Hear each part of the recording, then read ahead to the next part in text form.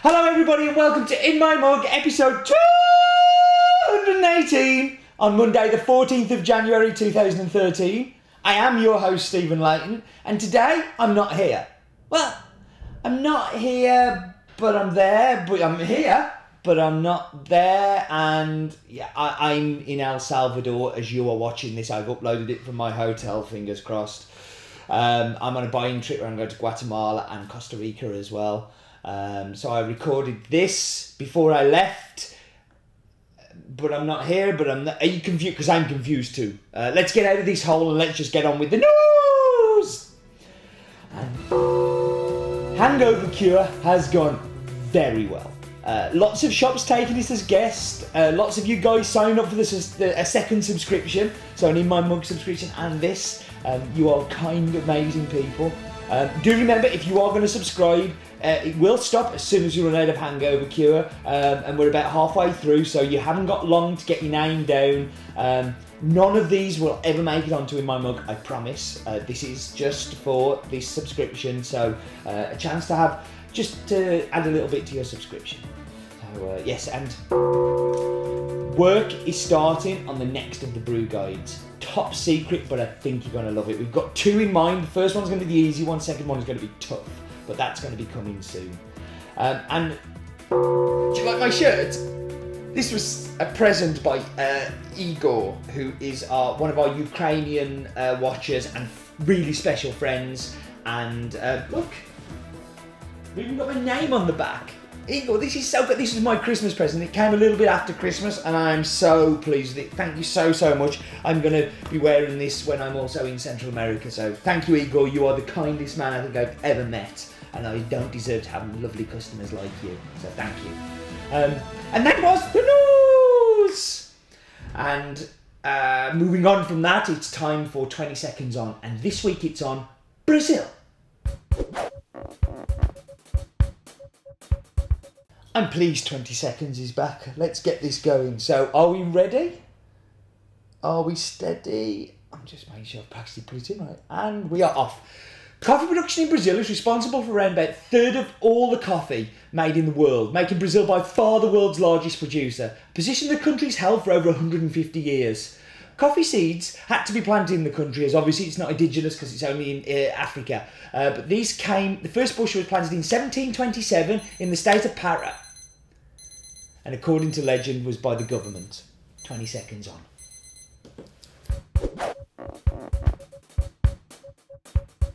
So I don't even get to tell you that it came from French Guiana, which is one of the French colonies, and that made its way from France, and yeah, there was loads of stuff to tell you. But anyway, that's what happens with 20 seconds. So we should talk about the coffee. The coffee is a world exclusive coffee, only available at Has Been, and it's only ever been available at Has Been, which I like very much. It's a farm that we've been supporting for 6 years, and like one that just I think has become, you know, we have Inglaterra. That's what it is, and it's one I'm so proud of because it's not just a great coffee, but it's also a coffee made by my really good friend Stephen Hurst, who is from the UK, owns a coffee importing business, and someone who we work incredibly closely with. So it's nice when you can buy coffee from a mate. I'm saying that, we buy lots of coffee from mates, but this is one that was a mate and didn't have a farm before he became a mate. So the farm was originally called Fazenda Toca da Onca, which means hiding place of the wildcat.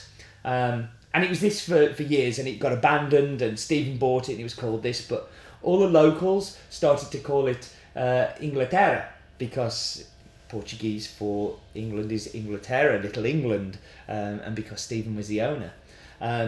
When Stephen took the farm, it was properly abandoned. So he had to start from scratch, he had to prune back all the coffee trees, he had to kind of clear lots of land, clear lots of weeds out.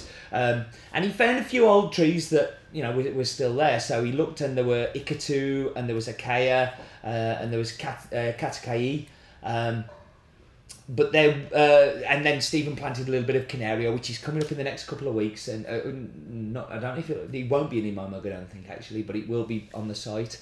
The altitude of the farm is 950 metres to 1300 metres, and yeah, it's an absolutely beautiful farm. This varietal is Acaia, and Acaia is incredibly rare. So it's a mutation from Mundanovo, which is another very famous Brazilian varietal, and that's rare. But Acaia is even rarer. The only times I've seen it, apart from in this coffee, is in Cup of Excellences. So I've seen Cup of Excellence lots come through with Acaia in, but I've never seen it anywhere else. Yeah, it's a really, really interesting varietal. It's very susceptible to pest. It's very low yielding. It's not a very easy coffee to grow, but the taste is amazing. And I think you're going to agree. So it's time for us to go and do the meh bit. And yeah, I'm looking forward to tasting this one. It's the map bit, no expense spent. It's the map bit. So time to zoom up and zoom out.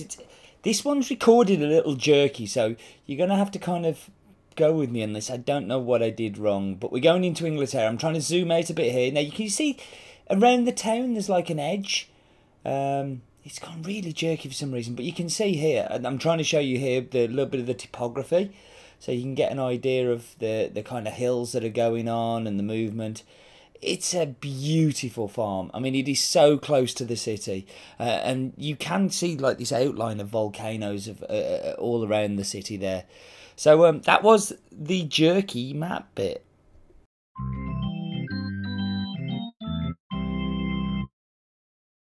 Come on, Roland, bring your cleverness. Roland's Daft Fact of the Week. As Stephen has already said, Brazil produces over 30% of the coffee grown in the whole world and is the largest coffee producer. In 2009, it produced almost 40 million bags of green coffee and exported over 27 million of them. Brazilian coffee is the base for 90% of espresso blends brewed on the planet. Is that one coffee enough for you, Steve? Roland's Daft Fact of the Week. Isn't Roland touchy? All I said last week was his fact wasn't very coffee-like. He goes and makes 3 facts, 3 incredibly interesting and clever facts, as he always does. So, Wheel of Death. Last week we had Presso. This week I'm adding with milk. And it's time to give it a spin. Where it goes, nobody knows and cares. Lungo. Woof. That was a close move. Right, lungo it is. I don't like lungos, but I shall make one. I shall do that, and I shall be back with you in just a minute.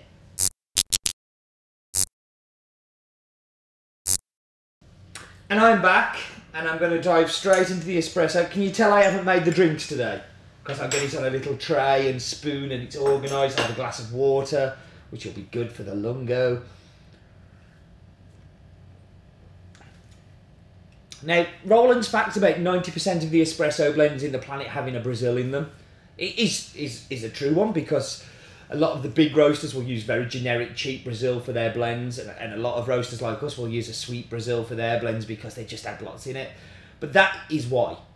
It is sweet, it is chocolate, it's nutty, it's smooth, it's balanced. I mean, balanced to heck. It's delicious. It just is a really, really good coffee. That is a great espresso. So into the milk.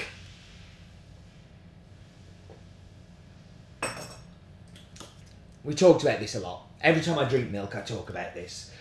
But the sweetness of the milk works very well with sweet coffee. Sweet coffee, sweet milk, sweet, sweet, sweet. If you like sweet, it's great. It lacks a little bit of punch through the milk, if I'm going to be a bit negative. Lacks a little bit of kind of coffee flavour, but for sweetness, pleasure, nice, like somebody who, you know, just wants a good cup of coffee, that works well. I'm going to finish the espresso. Okay, so here goes Lungo. We talked about Lungo a few weeks ago when it came up on the Wheel of Death, but Lungo is espresso pulled twice as long, or espresso pulled badly, as I like to say. It's a horrible drink. You just keep pulling, keep extracting, twice as long, twice as much fluid. Yeah, not great. Does that look delicious?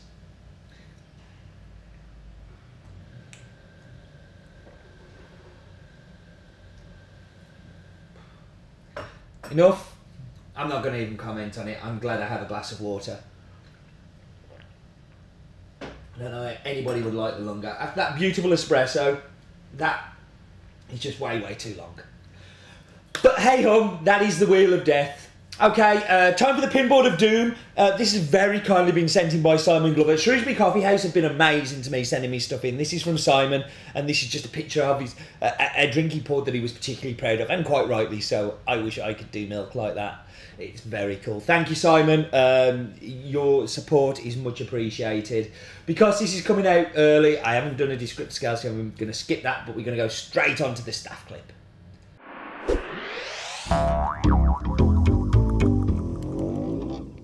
So this is our Northern Monkey. This is Gaz, our roaster boy. One of our newer members of staff, but a friend for a very long time. And been up north, like Roy Chubby Brown and all the other comedians of the north. I can't think of any again. But yeah, Gaz's gas. Gazzy's gas. Ebagum, look at my whippet.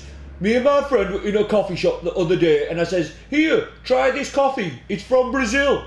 And he drank it, he says, blimey, it's still hot. Me and my whippet, we laughed for hours on end. Gazzy's gas. Yeah, we employed him because he's good at roasting. So, I'm going to wrap up because I've got to record another one of these straight away afterwards for next week's, because I'm not going to be able to record it while I'm away. So do remember, life's too short for bad coffee and making two in my mugs.